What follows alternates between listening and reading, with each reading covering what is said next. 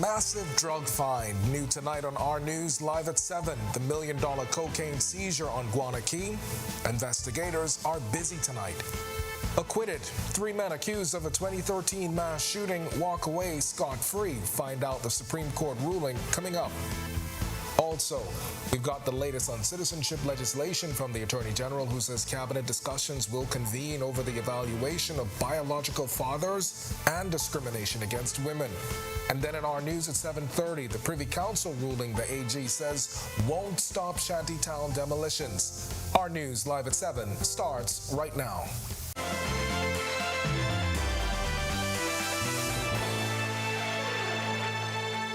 Welcome to Our News live at 7. Thanks for joining us tonight. I'm Candino Knowles. Attorney General Ryan Pinder says the recent Privy Council ruling that children born out of wedlock to foreign women and Bahamian men are Bahamian citizens at birth means that government will have to review existing citizenship legislation.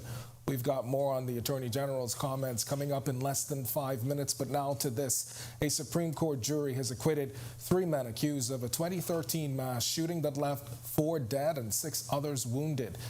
The jury deliberated for 3 hours before clearing Peter Roll, Jermaine Curry, and Justin Williams of 4 counts of murder and 6 counts of attempted murder. The prosecution's key witness was an uncharged co-conspirator who acted as the getaway driver. The witness identified the accused as the shooters. Police say the victims were on Freedom Park in Fox Hill awaiting Junkanoo results when the occupants of a Honda Accord opened fire on the crowd. Shaquille Demerit, Claudino Davis, Shanique Sands, and Eric Morrison lost their lives in the shooting. Samuel Ferguson, Leroy Taylor, Janet Davis, Chino Davis, Jermaine Pratt, and John Davis were injured in the incident. You can read more on today's ruling. The story is available right now at ournews.bs. And now to Abaco, where investigators making a $1 million drug bust in Guana Key this morning after they say they found more than $1 million worth of cocaine on a beach. Police tell us a tip around 10 o'clock this morning led officers from Marsh Harbor Police Station to Sea Glass Beach. That's where officers say they found 4 bags filled with cocaine. The drugs weighed 108 kilos and have an estimated street value of $1.8 million. No arrests were made. And over in Grand Bahama, a 35-year-old man has been hospitalized after he was stabbed early this morning. Police say the victim and friends were standing outside a business just before 12:30 this morning when a man they didn't know walked between them. The incident prompting an argument that, according to police, escalated into a fight. They say the suspect pulled out a knife and stabbed the victim multiple times before he left the scene. The victim was taken to Rand Memorial Hospital, where he is listed in serious condition. Investigations continue. And now to Attorney General Ryan Pinder, who says the recent Privy Council ruling that children born out of wedlock to foreign women and Bahamian men are Bahamian citizens at birth means government will have to review existing citizenship legislation. Prior to the ruling, the Constitution had been interpreted as providing a right to apply at age 18. The Attorney General saying Cabinet will discuss how it will evaluate the biological father of illegitimate children and discrimination against women passing on their citizenship. We will discuss, and today we will discuss in Cabinet what measures are in place. 1, to evaluate under Article 6 and the biological father in the case of illegitimate children, and secondly, the way forward with the remaining elements of discriminatory treatment, and primarily the discriminatory treatment when a Bahamian woman marries a foreign man and has that child outside of the country. But there are a couple of others, including matters with adopted children and the like that we're looking at. So hopefully we'll have some clear direction from Cabinet shortly. The Attorney General was also asked if the bill will address the issue of children born in the Bahamas to foreign parents. I think that the Constitution provides for that. They can apply at 18. All right, and coming up in Our News at 7:30, the Attorney General is also addressing that recent Supreme Court ruling on shantytown demolition, which he tells us will not impact government's plans to demolish illegal communities. Berthany McDermott has more on this coming up, but for now, we head over to meteorologist Greg Thompson. He's in the Weather Center with your first look at temperatures across the islands. And Greg, I know we had some showers today. Are we expecting to see more for the rest of the week? Well, nighttime showers and possibly some early afternoon showers possible, as we have that stiff easterly breeze, but the breeze is dying down. So yeah, we could see 1 or 2 more showers later on through the week. Outside the studios, though, right now we are still warm, 81 degrees with a few clouds, and it is slightly breezy. Winds out of the northeast at 13 miles per hour, and your feels like temperature is at 80 degrees. Temperatures around the islands right now at 79 in Freeport, also in Marsh Harbor, Abaco, and in Governor's Harbor, 82 in Allenstown, Bimini, 81 in Nicholstown, Andros, Great Harbor Key. Here in the capital, Central Bahamas, 82 in Kemps Bay, Georgetown, and Deadman's Key. Pick up 80 in Arthurstown, Cat Island, Copentown, San Salvador, 81. And into the southeast Bahamas, 83 in Duncantown, Ragged Island, Abrahams Bay, Providenciales. A pair of 82s in Colonel Hill, Cricket Island, and Delectable Bay, and in Inagua. You round out our temperature profile at 84. Satellite view, high pressure remains in charge. Quiet weather. We did have, as you mentioned earlier, Candino, a couple of sprinkles across the islands, but we are watching a disturbance in the Gulf of Mexico that's expected to get across here sometime by late Wednesday into Thursday, so we could see an uptick in some shower activity across the northern islands. But all in all, it should be a very nice, warm day tomorrow. That's your first look at weather. Stick with us and look at the extended forecast. It's still around. Still to come in our news, rebuilding stronger. The expo in Abaco this weekend, igniting entrepreneurial spirit for post-Dorian recovery. But before that, a strong condemnation from the Public Service Union chief over changes to police officers' insurance policies, while the union leader is standing in solidarity with law enforcement officers. And find out the Police Staff Association's take on why crime has worsened in recent years and how the insurance benefits are a key to attracting quality recruits. The story when Our News returns. At Doctor's Hospital. Janae's Uniform Center. We've traveled to every island in this here land, man. We go everywhere. We can go to every rock and key, Abaco to Inagua, even Ragged Island, The Rock. Celebrate our country's 50th independence with Janae's special limited edition. Sublimated t-shirts and caps in 10 different styles and colors. Get up to 50% off on cotton polo shirts only. Don't forget to embroider your company's logo to celebrate this independence at Janae's Uniform Center, Chesapeake Road. Call 394-8385 or 6. WhatsApp text only 817-3295. Email sales@janaes.com.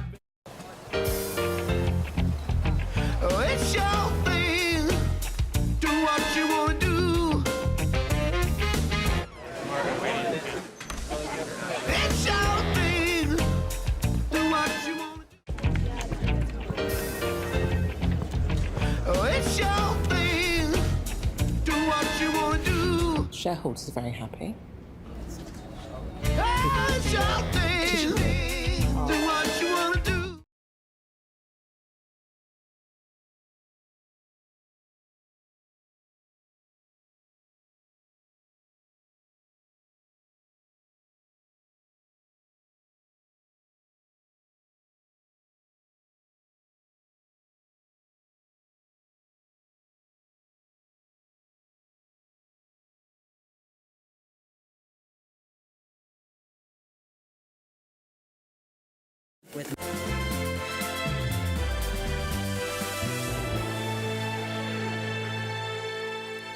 The Bahamas Public Services Union president is standing in agreement with law enforcement officers who aren't happy with an upcoming change to insurance policies that will impact hundreds of new officers. Jamila Mizik reports.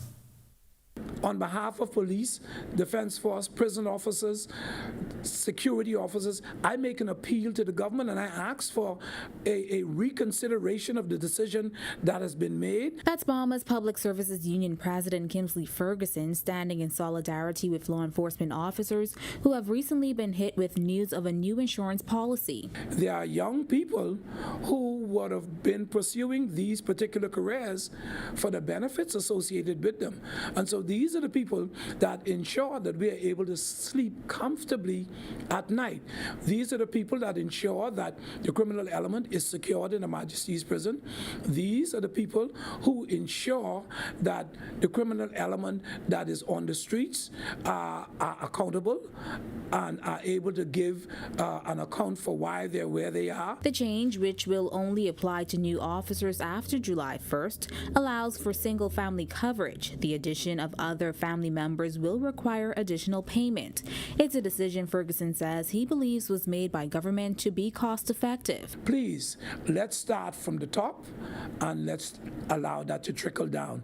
And so if anybody is going to be impacted, let's lead by example if we are concerned about what the budget and the finances and the economics of the country is going to be like. Ferguson says there could have been consultation to arrive at a decision where there would have been a lesser impact. One of the reasons previous administrations gave consideration to the salaries of police officers and the various benefits is to ensure that these persons maintain their integrities and do not venture into corruption of any sort. And I am telling you, when an individual is in a position and they're unable to fend for their families, they're going to try find ways and means by which they can ensure the well-being of their families. Reporting for Our News, I'm Jamila Missick. All right, thanks a lot, Jamila. And still on the issue of insurance for police, it's one of the benefits the Police Staff Association says is needed to attract quality recruits to the force. Executive Chairman Ricardo Walks, who has been on the force for 27 years, says crime has worsened in recent years, and the insurance benefit is a key incentive. Crime has always, as of late, been on the increase. It's only like 2 years ago, the crime stats went down, but it's always on the increase.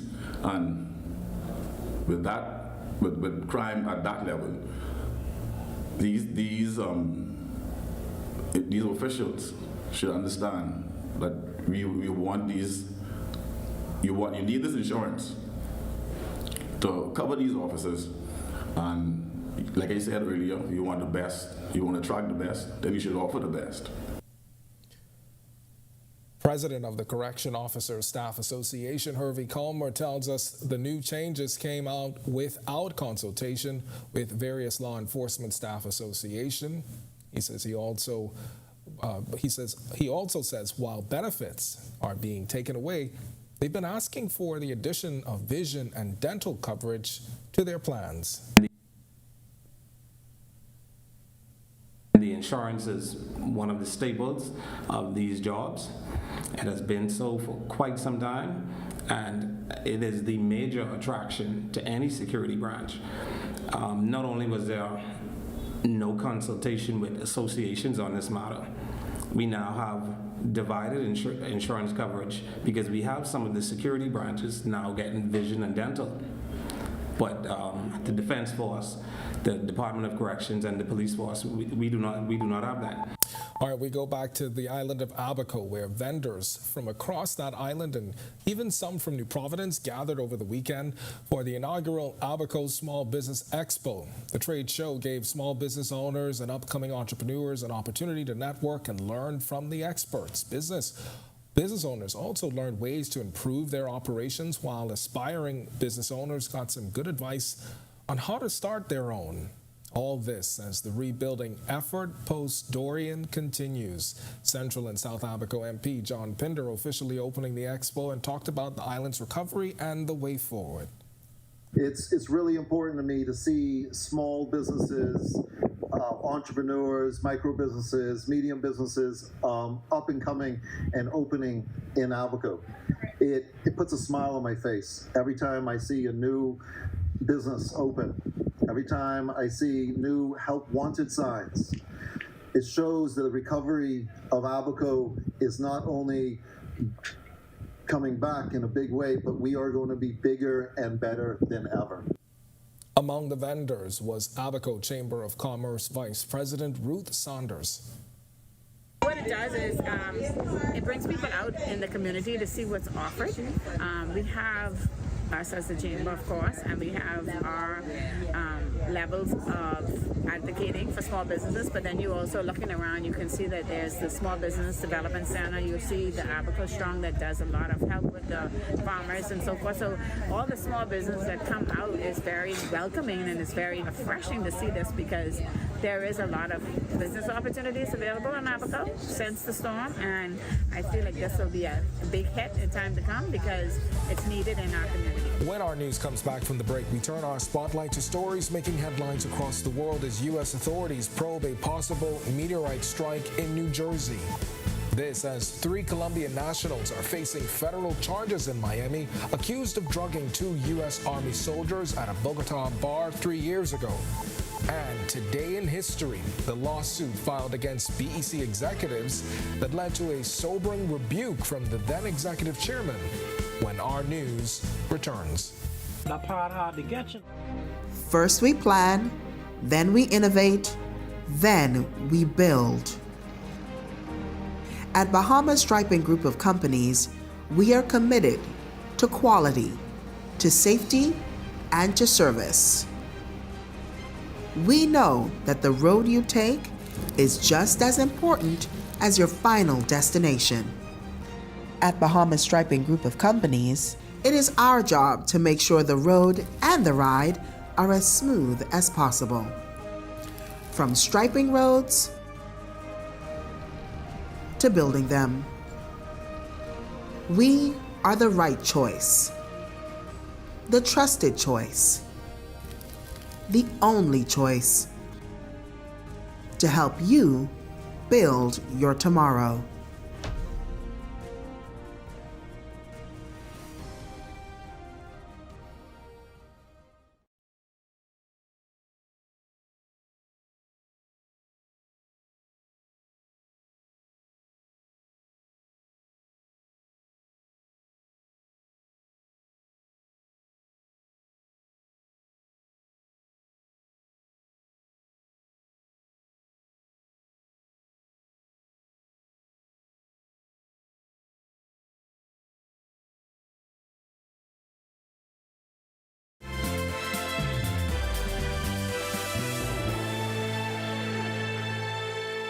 This is our news. Welcome back. We turn our attention now to stories making headlines across the world.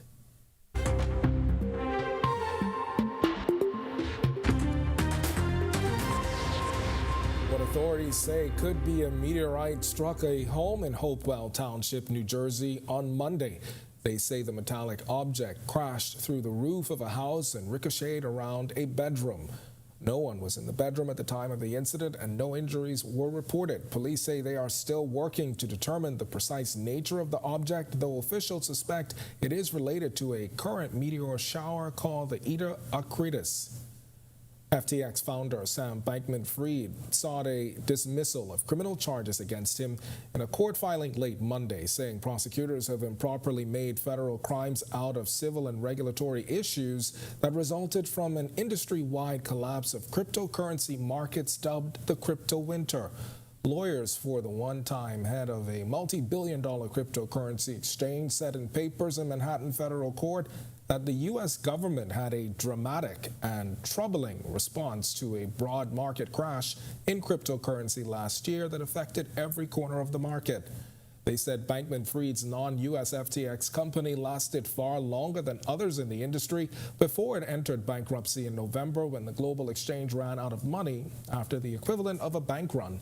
A trial is tentatively set for the fall.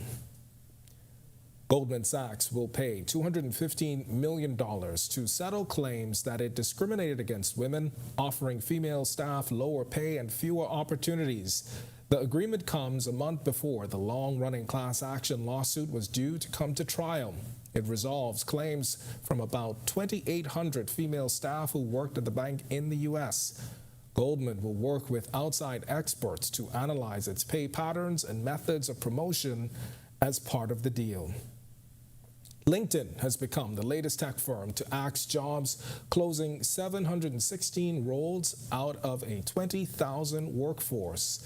The social media network, which focuses on business professionals, will also phase out its local jobs app in China.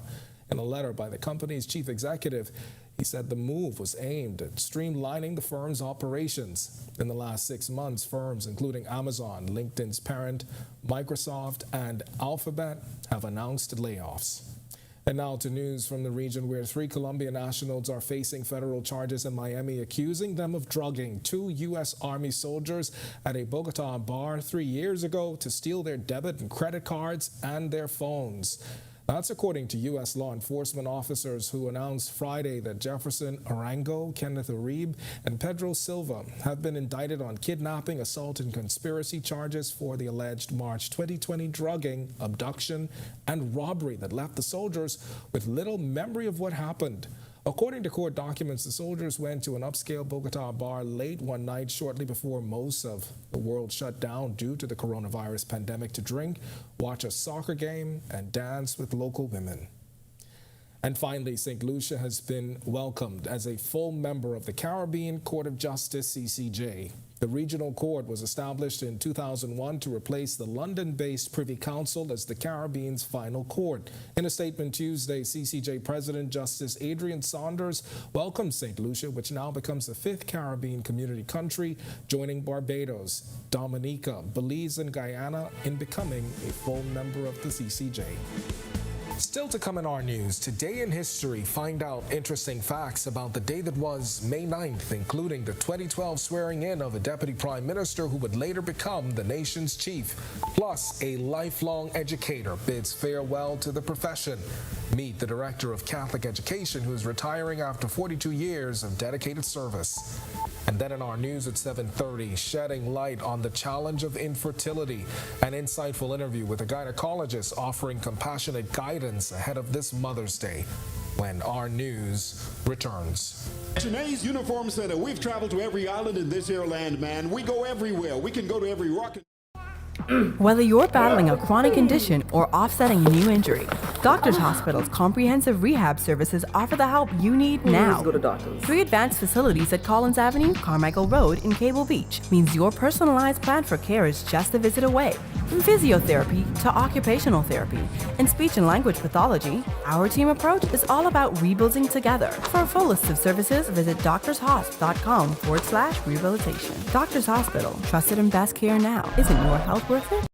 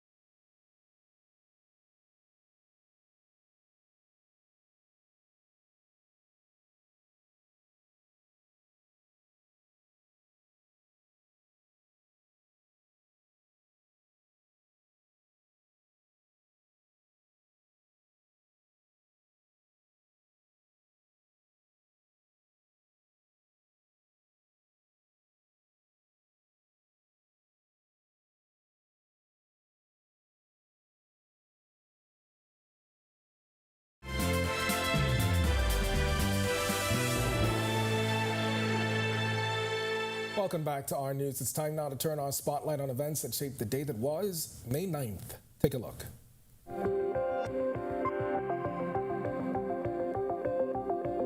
On this day in Bahamian history, in 1832, the statue of Christopher Columbus that once stood at the front of Government House at the bottom of Mount Fitzwilliam arrived in New Providence. Columbus made landfall in the Bahamas on October 12, 1492, on the island of San Salvador, where he met the Lucayans. Last October, government officials confirmed the statue was removed and will remain in storage until the government and stakeholders determine what to do with it. Then in 1961, the death sentences of Alvin Table and Billy Seas by hanging was carried out at what was then Fox Hill Prison in Nassau. Table and Seas were 2 Americans who were found guilty of the murder of Angus Boatwright in April 1961. The Historical Society notes they would be the first white men to be executed by hanging in the colony since 1719. Fast forward to 2012, when then Prime Minister Perry Christie made his first cabinet appointment. Philip Davis was sworn in as the then Deputy Prime Minister and Minister of Works and Urban Development.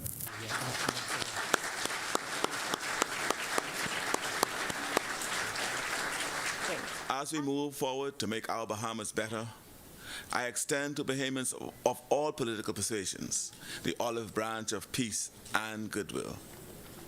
And let me begin this by offering my sincere thanks and appreciation to the former Prime Minister, Right Honorable Hubert Ingram, and his executive team for the good that they would have done.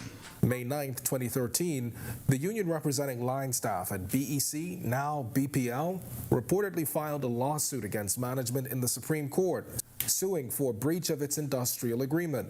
Then Chairman Leslie Miller hit back, saying if the cash-strapped utility company had to dish out any more money, people would have to be fired, and urged union leaders to be responsible. People will be disassociated or disaffected from BEC if they insist on these additional monies that we don't have. The easiest thing to pay a bill is to let some people go. Now, if they don't mind 8 or 10 of their union members being displaced, it shows you the carelessness of their ways. Then finally, on this day in 2022, 3 tourists who were found dead in their Sandals Emerald Bay villa on Exuma 3 days before were identified as Tennessee couple Michael and Robbie Phillips and Florida resident Vincent Paul Chiarella. A toxicology report later confirmed the deaths as carbon monoxide related.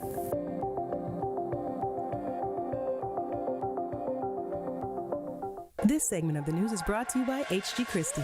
List your home in Grand Bahama with H.G. Christie. Visit our new office in the Port Lacaya Marketplace. H.G. Christie, celebrating over 100 years of service. The Director of Catholic Education is retiring. Claudette Roll, who has dedicated 42 years of her life to education, was honored during a special assembly in Grand Bahama, where she officially got her start in her career. Atalia Hall has the story.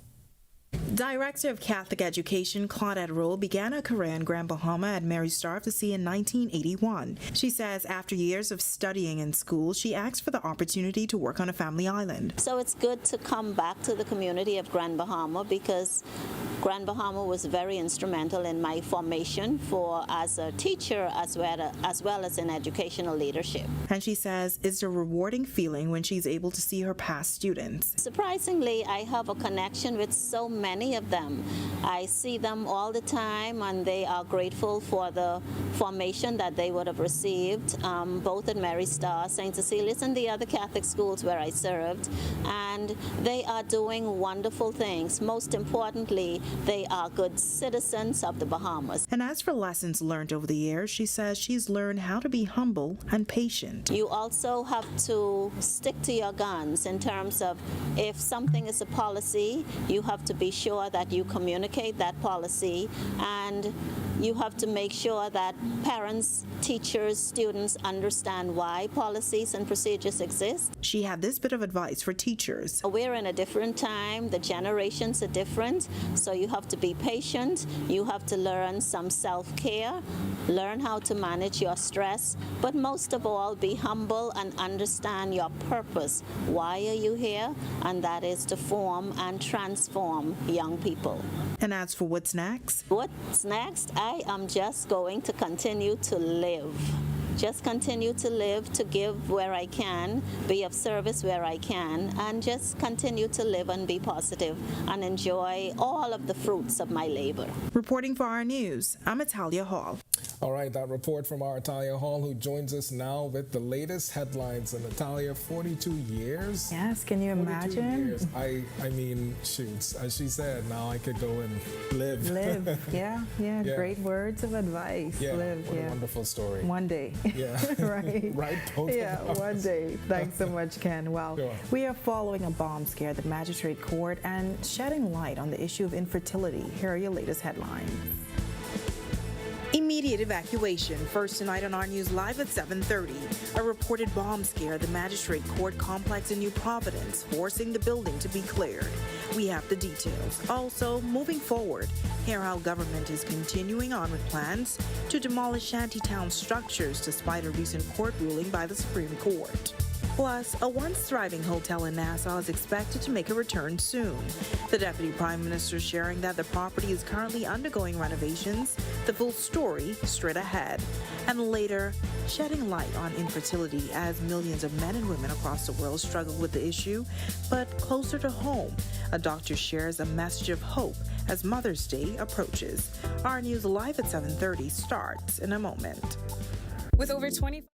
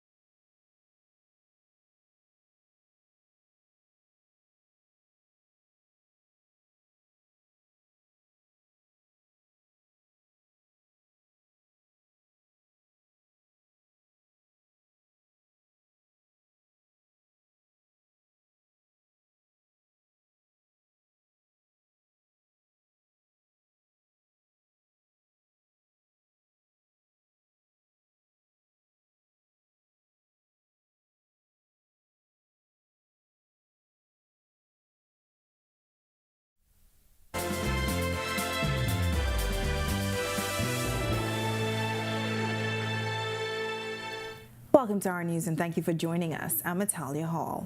An alleged bomb scare forcing an evacuation at the Magistrate Court complex this morning.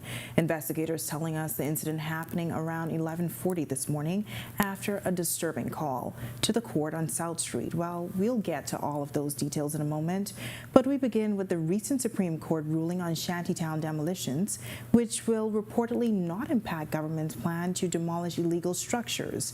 The Attorney General explaining to reporters today the plan will continue. Bertha McDermott tells us more. Despite a recent Supreme Court ruling making way for only 2 shantytown structures to be demolished, Attorney General Ryan Pinder says government is still moving forward with its plan to bulldoze the illegal structures. Pinder telling reporters ahead of the weekly cabinet meeting, We certainly have every right to proceed with violations of the building regulations.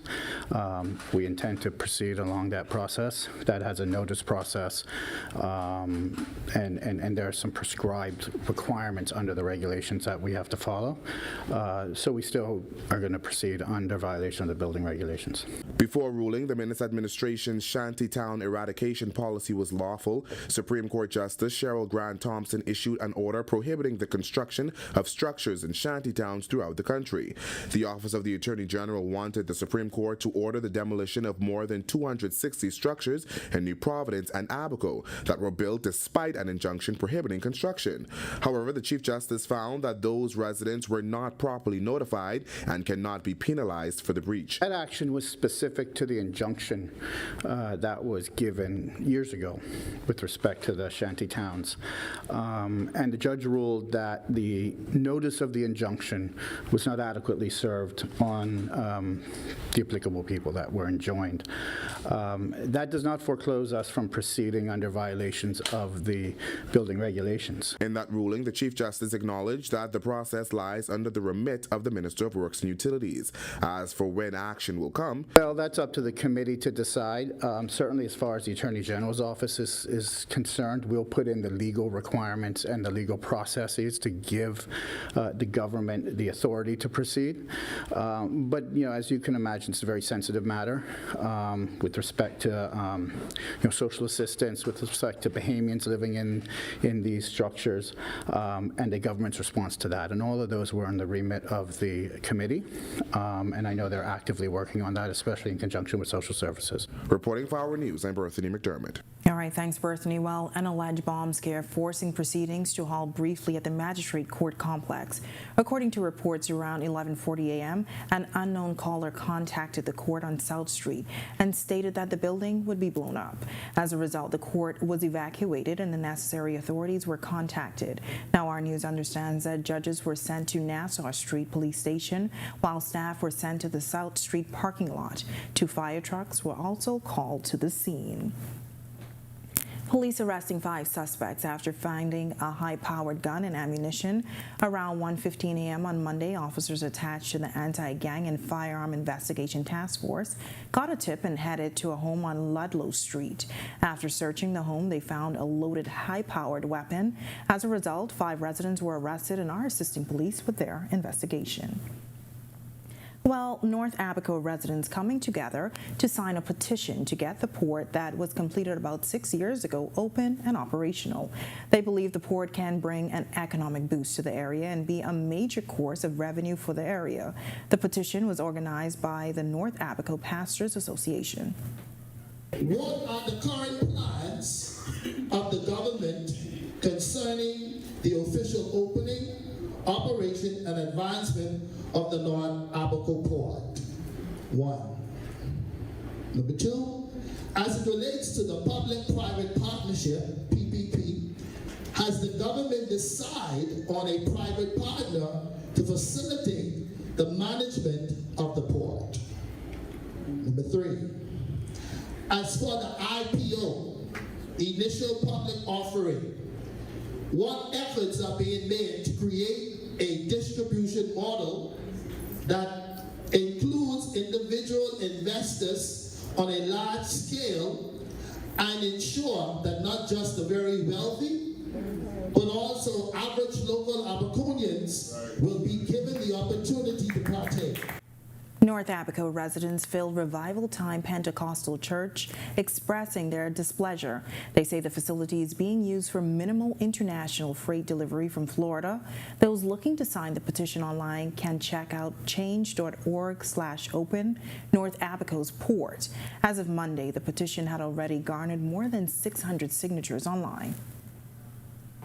The Prime Minister said to us, he tore the port a month and a half right in his office. He said he's disappointed that it's not open, but he's got the power to do something about it. He said, I'm going back to Nassau. He said, I'm going to put aside, it's recording, did you hear my voice? I'm going to put aside $20 million to dredge the port deeper. He said, I want Abaco people to start making plans. Not Abaco people to start making plans to come up with a great idea. When it's open, it'll be better. Fisheries to everybody, every sector, a little Abaco.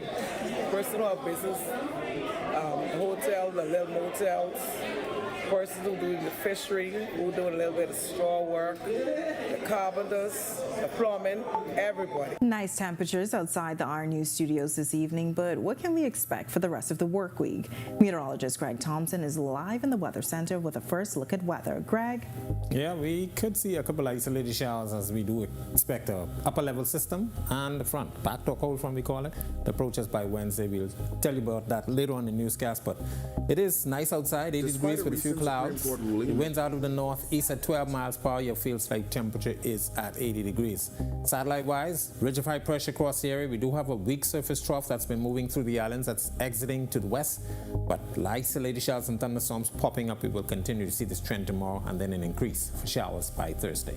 That's a quick check on conditions around the islands. Stick with us. A look at your extended forecast is still to come. News still to come on Our News. The Police Staff Association once again hitting back at government for amending the insurance coverage for new police officers. Our Marlena Leonard speaks with the executive treasurer. Also, a major comeback for the island as renovations are underway for a once popular hotel property in downtown Nassau. The Deputy Prime Minister is giving a potential date for its reopening. And later, did you know that infertility and the loss of a child affects millions of people across the world? Tonight, a local doctor is sharing some advice for those affected, as Mother's Day is just a few days away. That's all coming up when Our News returns.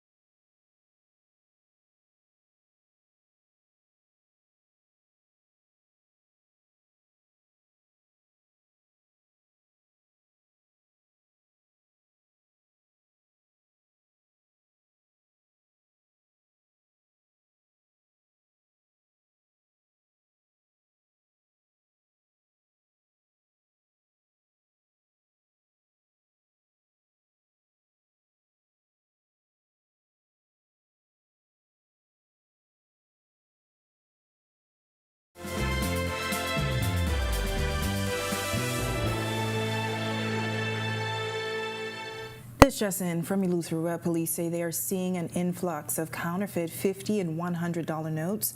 According to police, this latest trend has negatively impacted many small businesses in the Central District. Now the public is being advised to be vigilant when handling cash, and if you have any doubts, business owners in particular, you're asked to contact local police at telephone numbers 332-2117 or 332-3500. This is a developing story that we will continue to follow, and for more on this, visit ournews.bs. For recruits joining the police force after July 1st, the insurance policies for law enforcement officers will no longer cover dependents. Now, law enforcement associations are pushing back. Our Marlena Leonard has more in this report. You're not making the job as enticing as it was when I first joined some 26 years ago. What is next? Last week, the Police Staff Association vocalized pushback against the Davis administration's decision to amend insurance coverage for law enforcement. Effective July 1st, 2023, the policy will only provide medical insurance coverage for employees. Dependent coverage would be added at the employee's cost. Executive Chairman of the Police Staff Association, Ricardo Walks, says the loss of this incentive could greatly impact the caliber of people attracted to the field. That was insurance. We're looking for problems. They're saying that they want to attract quality people, trying to weed out corruption. Persons who with degrees want to join the police force. People with those accreditations, they won't join the police force, defense force, prison. So you're looking at the bottom of the barrel after that. President of the Correction Officers Staff Association, Hervey Culmer, says the government needs to understand how seriously it will affect new hires and their families. I need not even go into detail about BDOCs because we're a very enclosed environment. We've had cases of tuberculosis, cases of scabies, and for a new hire to come onto this job and take that home to his family, but he can't afford, he will not be able to afford with that salary, the insurance. It only leaves a platform for corruption straight across the board. The associations have also pushed for vision and dental coverage to be included on their plans for the past 10 years. But even though they still don't have coverage, they tell us other security branches do. Calmer gives a recent example of the strain this puts on officers. About 2 months ago, a colleague of mine, in his day-to-day duties, was assaulted by an inmate, lost 2 of his front teeth in this assault, lost 2 of his front teeth, and has to pay out of pocket for whatever procedure he has to get done.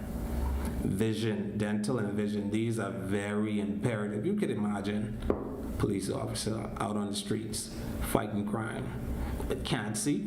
Reporting for Our News, I'm Marlena Leonard. All right, thanks for that, Marlena. Well, the Hilton Hotel is set to reopen in November. That's according to Deputy Prime Minister and Minister of Tourism Chester Cooper. Cooper says the owners say the hotel is undergoing renovations. The owners have advised me that they are making steady progress. We can see work underway from the windows of the Ministry of Tourism, so we know that it's happening. We expect that certain portions of the property will open this summer, with a full opening during November this year. The Hilton Hotel closed in February of 2022, making a number of employees redundant.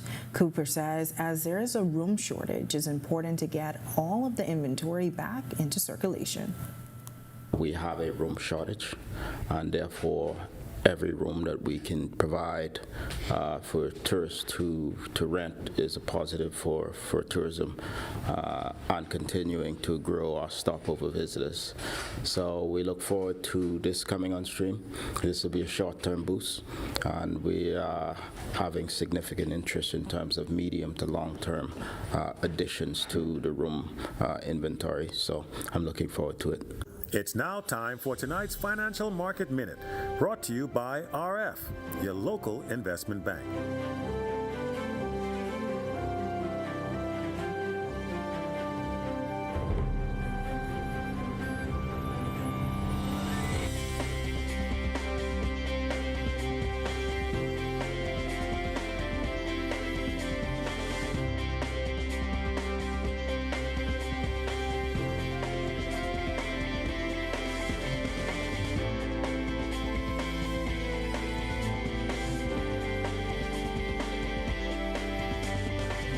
This has been your Financial Market Minute. To explore the best performing mutual funds in the Bahamas, visit our website at www.rfgroup.com. When our news comes back from the break, hear how employees of the Fox Hill Urban Renewal Center are doing their part to connect with young people in the community. The Bahamas beach soccer team won its first match of CONCACAF last night. Plus, we bring you some scores from today's matches so far. Don't go anywhere, our sports is next. Also, thousands of people are affected by child loss and infertility issues daily. Tonight, a local doctor is sharing some solutions for those who may be affected. We have all the details when our news returns.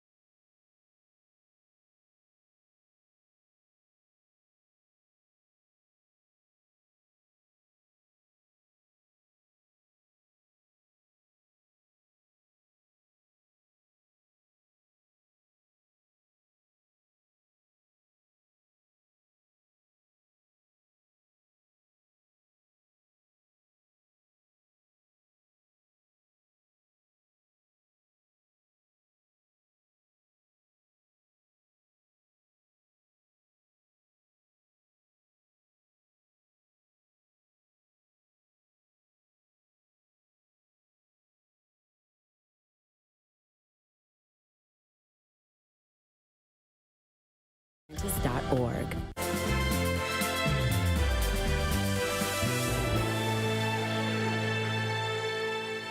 This is our news. Welcome back. Officials from the Fox Hill Urban Renewal Center are hard at work helping the youth in the community through after-school programs. While crime fighting is often seen as a police measure, manager of the Fox Hill Urban Renewal Center, Sonia Kemp, says they've also have a list of clubs and activities to help keep kids off the street. We have choir, we have sewing classes, we have after-school care for the children. We have our seniors association that is doing very well here in Fox Hill. We have after-school care, so the children, when they come out of school, they can just come right here.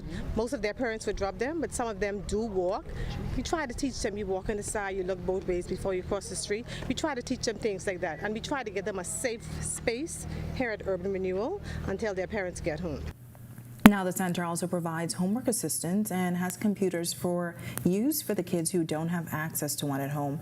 Kemp tells us that community children having access to hobbies and knowing they can get better at a skill is vital. It is very important because children need to be in activities. I always believe in having children involved in activities. And when they're involved in these activities, it gives them less time to do negative things. So when we have our after-school program, we have the children here at our center. It's a really good incentive, and they really, really enjoy coming at the Urban Renewal because we make it fun, we give them snacks, so they're excited to come after school and spend time with us, and we love having them. Today's sports update is sponsored by Michelob Ultra, distributed in the Bahamas by Jimmy's Wines and Spirits. The Bahamas wins their first match at CONCACAF, and we bring you today's results for the other countries participating. Here's Tej Adderley with a check on sports. Tej? Thanks, Natalia. The Bahamas national team won its first match of the CONCACAF Beach Soccer Cup last night, defeating Guatemala in sudden death. The Bahamas Beach Soccer team won a thriller in sudden death against Guatemala last night. The visiting team struck first, scoring a goal with 5 minutes left in the second period before Leslie St. Fleur of the Bahamas tied the game up. Guatemala scored another goal in the third to go up before Wood Julimus scored on a clutch header to tie the game and send it into penalties, which would result in a 4-4 tie, sending the match into sudden death. Gary Joseph connected on the first PK in sudden death, and goalie Michael Butler made the clutch stop to secure the win for the Bahamas. Now we'll take a look at the matches from earlier today. CONCACAF round robin play continued at the National Beach Soccer Stadium today. Panama beat the Dominican Republic 8-1. The United States won 6-2 over Trinidad and Tobago. Costa Rica beat Turks and Caicos 6-1, and at the time of this recording, El Salvador is beating Guadeloupe 3-1. We will bring you the rest of the results tomorrow night. If you're watching this live, there's still time to head to the bridge and cheer on Team Bahamas. That was your look at sports. I'm Tej Adderley. Still ahead on our news tonight, millions of people are affected by infertility and child loss across the globe yearly. And as Mother's Day approaches, a local doctor is sharing a message of love and hope. And partly cloudy skies in the capital today, but there are some showers in the forecast. Meteorologist Greg Thompson is back in the Weather Center with your extended weather forecast when our news returns.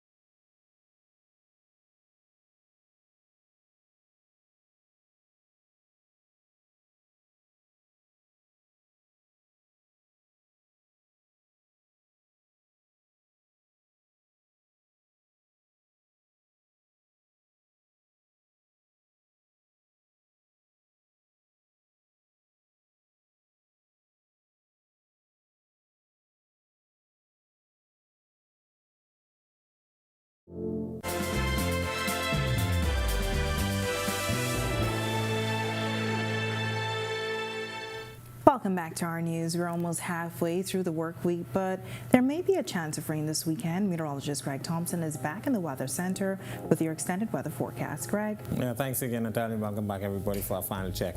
Well, we have a complex weather pattern setting up for us. We have a surface trough that's moving out of the area. Another one is expected by tomorrow. And then, of course, we have an upper-level disturbance in the Gulf of Mexico that should combine with all of that to bring us some increased chances for some showers and some thunderstorms for the balance of the week.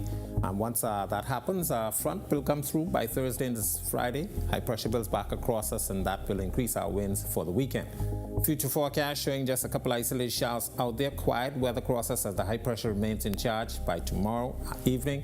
And then by Thursday, that upper level disturbance moving to the north of us. And once again, showers in the forecast, maybe even an isolated thunderstorm or two. Boating forecast, pretty nice on the waters tonight through tomorrow. East to southeast winds 10 to 15 knots. They will fall light and variable at times. Seas running 2 to 4 feet. Your high tide will be at 11:48 tonight. Here's a look now at your national forecast.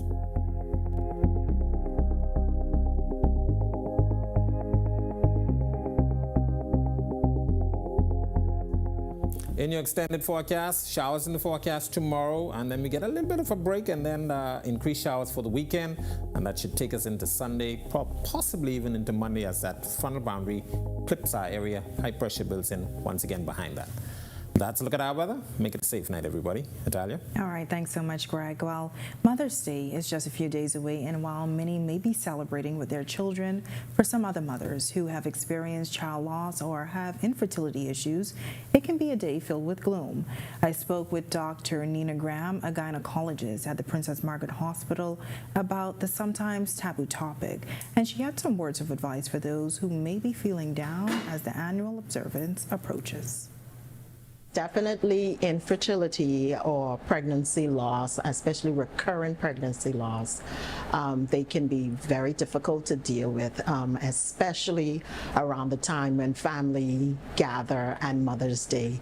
Mother's Day specifically, and of course Christmas, it can be very difficult having had a loss. Gynecologist Dr. Nina Graham says it's important for those who have experienced infertility or child loss to not beat themselves up during this Mother's Day season. Instead of focusing on Mother's Day and your loss, you celebrate your mother, or your grandmother, or that person in your life that you deem mother. Spend time with her on Mother's Day and let it be all about her. Some women, that's not, they have kids at home, so make sure not to wallow in your sorrows because you have other kids that want to give gifts and spend time. And she says there are also support groups. If you don't have anybody you can talk to, there's always things like journaling and during that time to write down your feelings about how things, who knows, you may have a bestseller. And if you're unable to have a child, the doctor says it's important to first find out the cause. If you may have something like PCOS, polycystic ovarian syndrome, some persons may have fibroids or masses they need to remove. If a cause cannot be found, she says, although costly, in vitro fertilization and adoption are also options. Dr. Graham says she's seen success stories from couples who've chosen to use IVF. The doctor adds that sometimes a lot of societal pressures on couples to have children can sometimes have a negative impact on conceiving. I want to impress upon especially young couples that it's okay to not be pregnant just after you get married. It's okay 2 to 3 years into the marriage you're not pregnant, okay? But to enjoy, your husband or your partner, to enjoy them, and when you find that when the pressure isn't there, the stress is out of the way, then the chances of conceiving is much higher. All right, and to watch that story again, you can visit ournews.bs. And with that, we thank you for joining us for Our News tonight. On behalf of the entire team, I'm Natalia Hall. We'll see you tomorrow night. Have a great evening.